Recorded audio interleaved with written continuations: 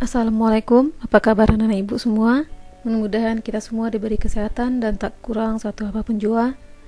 Pada kesempatan kali ini, ibu akan menjelaskan contoh-contoh dari materi yang kemarin sudah kita download di dalam dashboard, yaitu mengenai pertumbuhan, peluruhan, bunga majemuk, dan anuitas. Sebelumnya sudah kalian catat, ini adalah rumus-rumus yang terlibat di dalam bab yang ketujuh ini, dan tidak membuang waktu, kita langsung saja ke pembahasan soal-soal dari keempat konsep yang kita pelajari. Yang pertama, pertumbuhan. Di sini ada 3 contoh yang akan kita bahas. Jadi, yang inti dari pertumbuhan ini dapat kita selesaikan bisa dengan rumus yang kita sudah lihat pada catatan dashboard sebelumnya, atau bisa juga kita gunakan konsep aritmatika maupun geometri. Seperti contohnya pada contoh 1 ini merupakan sebuah penelitian tentang kecambah, dan diteliti tinggi tanamannya dari hari ke hari dan juga banyak daunnya. Yang menjadi persoalan di sini adalah bagaimana cara menghitung tinggi tanaman pada hari yang ke-12.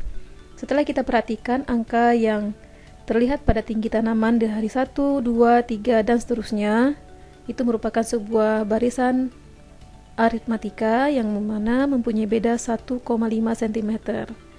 Kita lihat angkanya itu selalu bertambah 1,5 cm. Dan oleh karena itu, untuk menentukan pada hari ke-12, berarti kita gunakan suku ke N pada barisan aritmatika. Ini adalah rumus barisan aritmatika yang sudah kita pelajari pada semester ganjil kemarin, dan jawabannya adalah 19 cm. Untuk contoh yang kedua, di sini menggunakan konsep, untuk masalah pertumbuhan ini kita akan menggunakan konsep barisan geometri, karena dia mempunyai aturan. Dia akan menjadi 2 bagian, membelah menjadi 2 bagian setiap 2 jam sekali. Berarti dia dikali 2. Oleh karena itu, 2 ini adalah merupakan rasio dari barisan geometri, yang mana suku pertamanya adalah 350 bakteri. Karena dia membelah setiap 2 jam sekali dan rentang waktunya itu adalah dari jam 7 sampai jam 5 sore, berarti di sini ada pembelahan sebanyak 6 kali. Jadi dari 7.00 sampai jam 17.00 setiap 2 jam sekali membelah, maka di situ ada rentang 6 kali pembelahan untuk suku ke-6 yang akan kita cari, yaitu berapa banyak bakteri pada jam 17 WIB ini. Dan untuk menentukannya, kita gunakan suku ke N dari barisan geometri. Seperti yang kalian lihat, ini adalah prosesnya mencari banyak bakteri pada jam 5 sore. Jadi didapat bahwa pada jam 5 sore tersebut sudah ada sebanyak 11.200 bakteri. Dan untuk contoh yang ketiga, kita tidak bisa menggunakan baik konsep barisan aritmatika maupun konsep barisan geometri. Karena kalau kita lihat di sini, banyak penduduk pada awalnya adalah 200.000, sedangkan peningkatannya adalah 10%, yaitu 0,1 kalau kita jadikan bilangan desimal. Yang menjadikan permasalahan di sini adalah apakah ini termasuk pertumbuhan atau peluruhan. Kemudian tentukan jumlah penduduk pada tahun 2015. Jadi kalau kita lihat ini datanya adalah 2010. Dari 2010 ke tahun 2015 berarti ada 6 suku. Yang pertama sukunya adalah 2010, 11, 2012, 13, 14, 15. Berarti 2015 adalah suku yang ke-6. Jadi yang ditanya di sini adalah P6. Kita akan lihat penggunaan rumus yang sudah kalian salin dan kalian catat pada minggu kemarin, yang mana rumusnya itu adalah PT sama dengan P0 dikali 1 ditambah I tutup kurung pangkat T.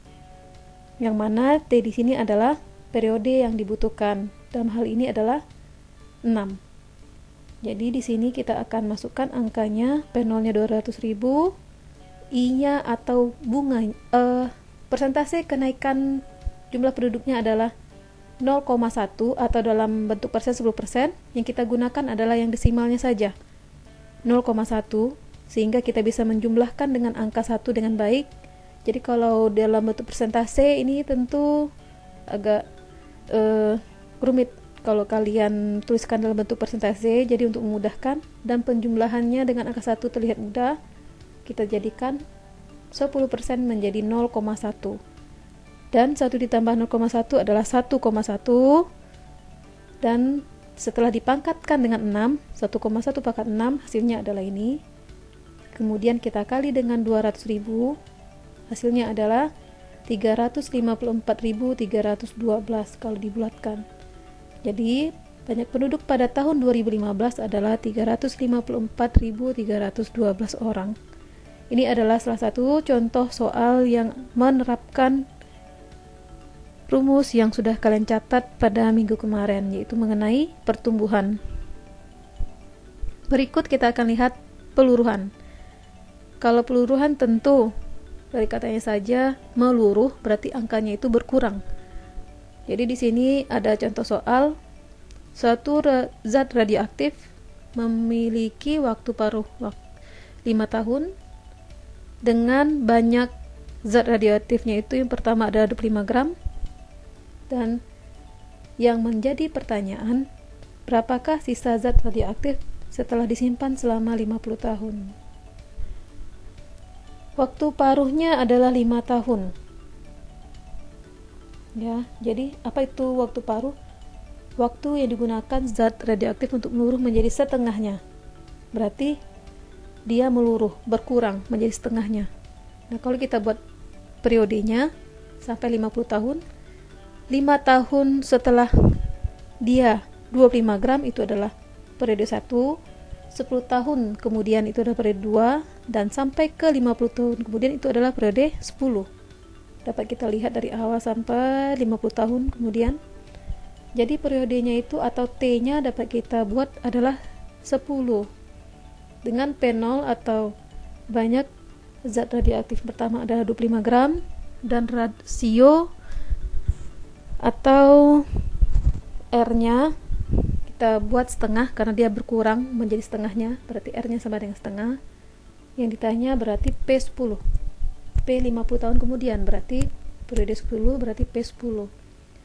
Dan rumus untuk peluruhan ini adalah yang sudah kita catat minggu kemarin, PT sama dengan P0 dikali 1 dikurang R pangkat T.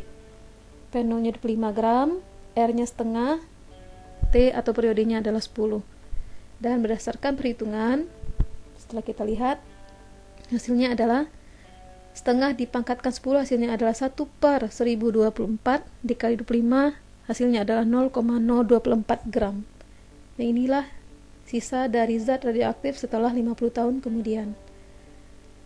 Nah, untuk peluruhan dan pertumbuhan Ibu rasa tidak terlalu sulit, tinggal mengikuti rumus yang sudah diberikan. Dan mungkin untuk pertumbuhan maupun peluruhan itu agak sedikit dinalar, apakah bisa diterapkan barisan aritmatika maupun geometri dalam penyelesaian masalahnya. Sekarang kita masuk ke bunga majemuk. Bunga majemuk, seperti yang kalian ketahui, bunga tunggal, bunga majemuk itu adalah suatu istilah yang sering kita dengar. Apalagi bunga tunggal, Ibu rasa di SMP pun kalian sudah pernah menghitung bunga tunggal. Dan sekarang kita lihat apa itu bunga majemuk. Jadi bunga majemuk ini adalah bunga yang berbunga. Artinya setelah kita menabung 1 bulan tentu ada bunga, dan untuk bulan yang kedua bunganya itu dihitung dari modal bulan pertama ditambah dengan bunga pada bulan pertama. Jadi ada istilah bunga majemuk ini adalah bunga berbunga dalam istilah ekonominya. Jadi untuk pemahaman lebih lanjut, di sini Ibu akan sediakan ada 2 soal yang akan kita lihat, tetapi yang Ibu jelaskan cukup contoh 1 saja karena untuk contoh 2 sama pengerjaannya. Di sini disebutkan bahwa ada modal sebesar 10 juta disimpan di bank dengan suku bunga majemuk 0,25% per bulan. Tentukan besar modal setelah disimpan selama 2 tahun. Dan memang pada soal-soal yang untuk penyelesaian dengan bunga majemuk selalu disebutkan bahwa dia adalah suku bunga majemuk. Kalau dia menggunakan konsep bunga tunggal, biasanya disebutkan juga suku bunga tunggal. Jadi cukup kita kenal kalau ada kalimat seperti ini, suku bunga majemuk, berarti itu kita selesaikan dengan konsep bunga majemuk. Dari rumus seperti yang kalian lihat di sini, ini adalah rumus untuk menentukan berapa modal pinjaman atau simpanan setelah T periode. MT sama dengan 0, M0 dikali 1 tambah I pangkat T. M0 adalah modal awal, di sini adalah 10 juta, berarti M0 sama dengan 10 juta. I-nya sama dengan 0,25%, berarti kita buat I sama dengan seperti ini. Kalau kita ubah menjadi desimal, maka dia menjadi 0,0025. Kemudian untuk menentukan modal setelah 2 tahun, karena dia bunganya per bulan, berarti kalau 2 tahun berapa bulan? Ya, 24 bulan. Makanya di sini yang ditanyakan adalah karena bunganya per bulan, berarti kita hitung periodenya per bulan. M24 itu yang akan kita cari. Kita ganti M24, M0-nya 10 juta, I-nya yang kita gunakan adalah angka yang desimal 0,0025 dan T-nya 24. Nah, setelah kita pangkatkan, ini hasilnya adalah 1,0618. Dan ingat ya, biasanya dalam soal selalu ada keterangan seperti ini. Jadi kalau dalam soal-soal UN atau soal USBN ini selalu pasti diberikan. Jadi kalian tidak harus mencari perpangkatan angka ini sebanyak 24 kali, tidak usah, karena di sini sudah disediakan 1,0025 pangkat 24 adalah 1,0618. Jadi tinggal kita mengalihkan angka ini dengan 10 juta. Dan didapatlah hasilnya adalah 10.618.000. Jadi Ibu rasa tidak terlalu susah untuk pengerjaannya. Yang cukup kalian hati-hati di sini adalah menentukan periodenya. Jadi kalau dia per bulan, kalau 2 tahun berarti 24. Kalau kalian tepat menentukan T-nya di sini, maka langsung kelihatan jawabannya. Berarti angka yang ini, yang 1,0618 dikali dengan modal awal, dah selesai jawaban yang kita cari. Jadi kalau kalian tahu T-nya benar, maka kalian akan mendapatkan jawaban yang tepat. Untuk contoh yang kedua, Ibu rasa juga begitu. Kalau 11 tahun berarti ini angka yang kita gunakan, 1,075 pangkat 11, 2,216.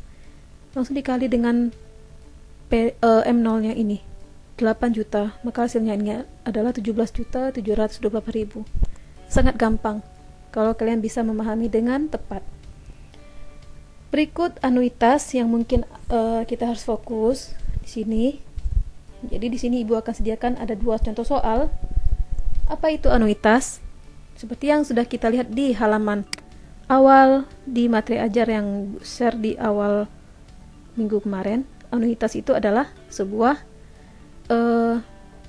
angsuran tetap, yang mana angsuran itu terdiri dari anuitas bunga dan angsuran pinjaman. Jadi sejumlah pembayaran pinjaman yang sama besar yang dibayarkan setiap jangka waktu tertentu, yang terdiri dari bagian bunga dan bagian angsuran. Jadi pembayarannya ini selalu tetap, tetapi yang berubah itu adalah berapa persen pinjaman dan berapa persen si bunga. Contohnya dapat kita lihat, ada contoh 1 yang sudah Ibu buat di dalam bahan ajar. Nah, kita lihat ini adalah anuitas yang mana dia meminjam 4 juta rupiah dengan bunga 2%, anuitasnya 400.000. Jadi kalau kita lihat di sini 2% dari si pinjaman awal itu adalah 80.000, maka angsurannya ini kalau bunga 80.000, maka angsurannya adalah sisa dari 80.000. Jadi sisanya adalah 400.000 dikurang 80.000, angsurannya menjadi 320.000 yang dicicil untuk bulan pertama. Dan pada bulan yang kedua, karena sisa pinjamannya tinggal seperti yang kalian lihat di sini, maka untuk perhitungan bunganya 2% dari sisa pinjaman bulan kedua, yaitu 3.680.000. Hasilnya adalah bunganya dalam rupiah 73.600. Dapat kalian lihat perbedaan bunganya? Ya, bunganya berubah dalam setiap kali pembayaran pinjaman. Di sini 80.000, di sini 73.600, di sini 67.000, sampai ke bulan kelima itu selalu berubah. Kenapa berubah? Karena sisa pinjamannya setiap bulanan akan berkurang karena dia sudah dicicil. Yang tetap itu hanyalah angsuran yang diberikan oleh si peminjam 400.000. Cuman dia persentase bunganya dihitung dari 2% dari sisa pinjaman. Nah, nanti kita akan lihat. Yang perlu kalian pahami betul, anuitas itu adalah pembayaran pinjamannya itu selalu tetap. Tetapi angsuran dan bunganya itu akan selalu berubah berdasarkan sisa pinjaman dari setiap bulannya. Untuk lebih pahamnya kita akan bahas satu persatu. Kita lihat contohnya. Dodi meminjam uang sebesar 4 juta rupiah yang dilunasi dengan sistem anuitas per bulan dengan suku bunga 2%. Nah, memang di sini disebutkan dia meminjam dan melunasi dengan sistem anuitas. Maka berlakulah di sini sistem pembayaran dengan anuitas ya. Setiap soal ekonomi selalu disebutkan apakah dia menggunakan anuitas atau tidaknya. Jadi Bu rasa secara kalimat dapat kita kenali, oh ini ternyata soalnya diselesaikan dengan sistem anuitas. Jika besar anuitasnya adalah 400.000, maka tentukan. Nah, ada 3 item yang akan ditanyakan. Sebelumnya kita lihat apa yang diketahui, yaitu MO atau pinjaman awal itu 4 juta dan persentase bunganya adalah 2% per bulan. Kalau 2% kita jadikan bilangan desimal adalah 0,02. Dan A atau anuitas itu adalah 400.000. Dan untuk menjawabnya, yang pertama, besar angsuran pertama di sini dilambangkan dengan A1. Kalau angsuran kelima berarti A5, besar bunga kelima berarti B5. Ya. Jadi di bahan ajar yang minggu kemarin kita sudah tahu juga, ini adalah rumus untuk menghitung anuitas. Anuitas itu adalah angsuran ditambah dengan bunga. Jadi kalau anuitas pada bulan pertama itu adalah angsuran pada bulan pertama ditambah dengan bunga pada bulan pertama. Nah, untuk menghitung bunga atau bunga pada awal bulan yang pertama tentu adalah 4 juta dikali 2%. 2% dari 4 juta adalah 80.000. Dan anuitasnya tadi adalah 400.000. Berarti angsuran ditambah bunga yang pertama 80.000. Berarti angsuran yang pada bulan pertama adalah 400.000 dikurangi 80.000 sama dengan 320.000. Jadi pada bulan pertama itu si peminjam atau Dodi dia membayar 400.000 itu terdiri dari 320.000 untuk angsuran pinjaman, sedangkan 80.000 itu dibayarkan untuk si bank atau peminjam uang, yang memberikan pinjaman uang ya. Jadi 400.000-nya itu dibagi dua, 80.000 untuk laba atau keuntungan yang meminjamkan, sedangkan 320.000 itu adalah untuk mengasur pinjaman yang 4 juta. Nah, jadi pemahamannya itu kalau kita lihat dari penggunaan tabel tadi, yang pada bulan pertama Dodi membayar 400.000 itu untuk angsuran 320.000, sedangkan yang 80.000 ini untuk keuntungan orang yang meminjamkan atau bank. Jadi setelah kita lihat, kalau dia mengangsur pada bulan pertama itu 320.000, maka sisa pinjamannya yang pertamanya 4 juta sudah berkurang menjadi 3.680.000. Yang mana kita hitung dari 4 juta dikurangi angsuran yang pertama 320.000. Jadi 3.680.000 ini adalah sisa pinjaman pada bulan pertama ya. Ingat, yang 3.680.000 ini adalah sisa pinjaman pada bulan pertama, dan ini akan menjadi pinjaman pada awal bulan yang kedua. Jadi setelah masuk ke bulan kedua, hutangnya sudah berkurang menjadi 3.680.000, maka inilah yang akan kita lunasi kembali pada bulan kedua. Dengan perhitungan ini untuk menentukan bunga, kita menggunakan angka ini untuk menghitung bunganya. Jadi 2%-nya itu bukan lagi dari 4 juta, tetapi 2% dari sisa hutang pada bulan yang kedua. Itulah perbedaannya antara anuitas dengan pelajaran mencari bunga pinjaman sebelum-sebelumnya. Ini yang berbeda. Anuitas ini, kalau kita lihat, bunganya semakin lama semakin berkurang, sedangkan angsurannya semakin lama semakin besar. Dapat kalian lihat angkanya di sini selalu bertambah, tetapi bunganya semakin berkurang dan jumlahnya selalu tetap 400.000. Jadi Dodi ini selalu membayar 400.000 ke bank, tetapi dengan ketetapan yang seperti ini, maka angsurannya itu selalu semakin besar setiap bulan, tetapi bunga yang diterima oleh bank semakin kecil, semakin periode lama, maka dia akan semakin mengecil. Jadi untuk pada bulan yang kedua dan seterusnya sama caranya dengan perhitungan yang di atas tadi. Ini dia ya, perhitungannya tadi. Jadi kesimpulannya, Ibu harap kalian bisa memahami inti perbedaan antara anuitas dengan pelunasan bank, pelunasan pinjaman yang biasa kita hitung dengan bunga tunggal sebelumnya. Itulah perbedaannya. Jadi untuk pertanyaan yang pertama tadi terjawab ya. Berapakah angsuran yang pertama? Jadi angsuran pertama itu adalah 320.000, sedangkan untuk bunganya 80.000, dan sisa pinjamannya adalah 3.680.000. Ini untuk status di bulan yang pertama. Kita lihat pertanyaan yang kedua. Berapakah angsuran yang kelima atau dilambangkan dengan A5? Kemudian yang C ini merupakan pertanyaan lanjutan, besar bunga kelima atau B5. Dia sama jalannya sebenarnya ya. Untuk menentukan A5 dan B5 ini sejalan, karena rumus anuitas sama dengan AN ditambah BN. Berarti kalau untuk A5 berarti kawannya adalah B5. Kita akan lihat untuk pertanyaan yang dua ini, kita akan jawab dengan dua cara.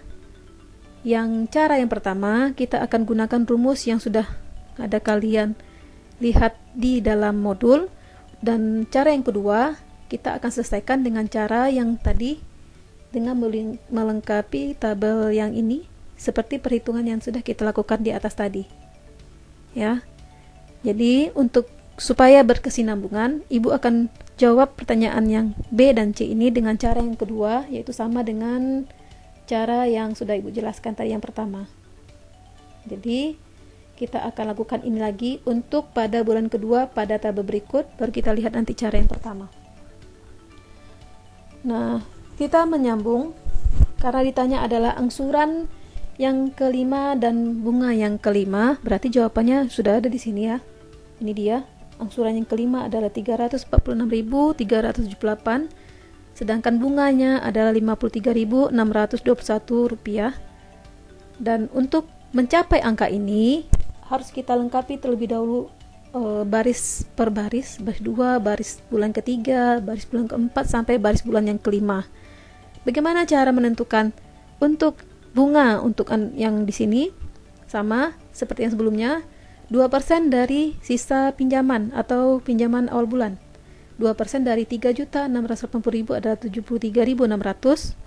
Dan untuk angsurannya, ingat, si Dodi membayar selalu sama, 400.000 setiap bulan. Jadi kalau bunga yang harus kita bayar ke bank 73.600, berarti untuk angsuran pada bulan yang kedua adalah 400.000 dikurangi bunga. Jawabannya adalah 326.400.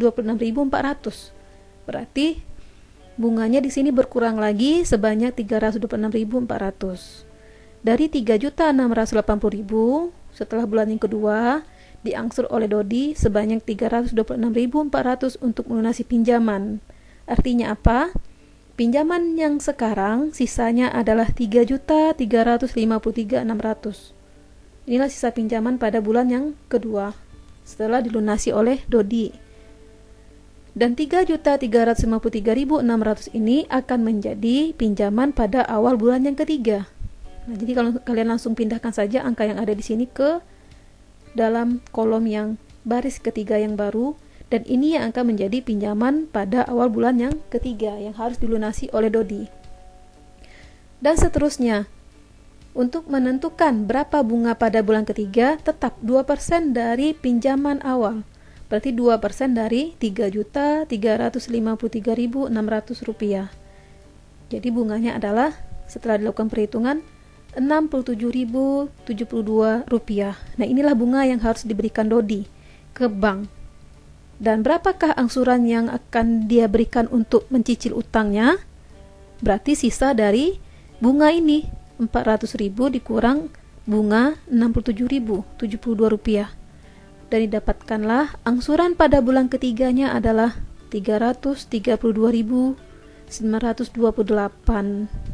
Jadi pada bulan ketiga dia mencicil kembali sebanyak ini. Berarti sisa hutangnya setelah bulan yang ketiga dia bayar adalah 3.020.672. Nah, sisa pada bulan ketiga ini kembali lagi akan menjadi pinjaman pada awal bulan keempat. Inilah yang akan dia cicil. Hutangnya ini tinggal menjadi Rp3.020.672. Begitu juga kita cari lagi 2% dari angka pinjaman awal bulan 4. Kemudian kita hitung berapa angsurannya, dan angsurannya semakin lama semakin besar. Dan karena dia diangsur pada bulan keempat sejumlah ini, maka hutangnya pun berkurang menjadi Rp2.681.085,44. Dan begitu seterusnya sampailah ke sisa pinjaman bulan yang kelima Rp2.334.707,1488. Sama caranya ya. Yang perlu kalian pahami, sisa pada pinjaman yang pertama itu akan menjadi pinjaman pada awal bulan berikutnya, dan jumlah ini harus balance dengan angka 400.000. Kalau kita jumlah angka yang ada di sini dengan angka yang ada di sini, jumlahnya harus Rp400.000 ya. Inilah cara kalau kita gunakan cara yang kedua seperti yang ada di sini. Cara yang kedua ini seperti cara yang ada yang tadi Ibu jelaskan ya, yang ini. Tetapi untuk cara yang lainnya yang di sini Ibu tuliskan, cara yang pertama sama hasilnya. Jadi kalau kita lihat di sini adalah ini rumus baru lagi. Untuk di materi dashboard sudah Ibu tuliskan juga. Untuk menentukan angsuran yang ke N itu rumusnya adalah ini. Jadi kalau kalian hobi menghafal rumus atau kalian pintar dalam mengingat sesuatu, maka boleh menggunakan ini untuk menentukan. Jadi setelah kita gunakan untuk mencari angsuran yang kelima, kita gunakan rumus ini, tinggal diganti A5 berarti N nya kita ganti 5, A1 adalah angsuran yang pertama tadi 320.000, P adalah bunga dalam desimal, N-nya kalau di sini 5, N-nya berarti di sini juga N-nya ganti 5, didapatkan angkanya. Nah, kemudian dipangkatkan angkanya ini, hasilnya adalah Rp346.240. Sama ya sebenarnya ya. Mohon maaf ini salah ketik Ibu ya. Harusnya angkanya adalah 346.378. Jadi di sini sama dengan tabel yang tadi. Ini bunganya 346.378, sekian. Karena di belakang komanya 2912, ini bisa diabaikan. Pembulatannya bisa ke 378 saja. Jadi angkanya sama dengan yang ada di sini ya. Jadi inilah yang merupakan jawaban kalau menggunakan rumus. Ini adalah cara yang lain. Cara menggunakan rumus. Yang mana yang lebih baik digunakan untuk penyelesaiannya? Tergantung kalian. Yang lebih mana yang mau kalian ambil. Kalau kalian ahli dalam menghafal rumus, silakan gunakan cara pertama ini. Tetapi kalau kalian menggunakan tabel seperti yang Bu jelaskan tadi, itu juga bagus juga ya. Tidak ada yang berbeda dalam hal ini, sama hasilnya. Jadi hasilnya di sini angsuran yang kelima adalah 346.378, sama dengan yang ada di sini ya. Ini angkanya yang di sini salah ini ya. Harusnya sesuai dengan yang ini 346.378. Baiklah Nana Ibu, Itu yang untuk menentukan angsuran. Kalau untuk besar bunga yang kelima, kalau cara yang kedua ya tinggal dilihat saja, besar bunganya adalah 53.621. Perhitungannya inilah cara penghitungannya. Tetapi kalau kalian menggunakan cara yang menggunakan rumus yang tadi, maka kembali lagi kita gunakan rumus yang ini. Anuitas adalah angsuran yang kelima ditambah bunga yang kelima. Anuitasnya 400.000, angsurannya sudah dicari tadi 346.378, sehingga diperolehlah bunga yang kelima 53.622 rupiah ya. Baiklah anak-anak ibu, itulah penjelasan mengenai anuitas. Ibu harapkan kalian bisa paham mengenai ini. Kalau ada yang kurang paham, boleh kalian bertanya kepada ibu, boleh lewat di WA, atau boleh saat kita tatap muka. Insya Allah kita tatap muka dan dapat belajar secara langsung. Kemudian untuk contoh yang kedua, ibu rasa ini dia contoh yang kedua, rencana pelunasan. Nah, ibu rasa cara pengerjaannya sama, tinggal kalian pahami, dan di sini ibu jelaskan dengan cara pakai tabel saja, tidak menggunakan rumus. Karena kalau ibu lebih suka cara ini, sehingga untuk menghafal rumus tidak terlalu banyak beban yang harus dihafal. Jadi ibu gunakan yang cara yang kedua pada contoh satu tadi. Oke, anak-anak ibu semua, ibu harap kalian bisa paham dengan penjelasan ibu. Ibu mohon maaf jika ada salah kata. Ibu tutup dengan Assalamualaikum warahmatullahi wabarakatuh.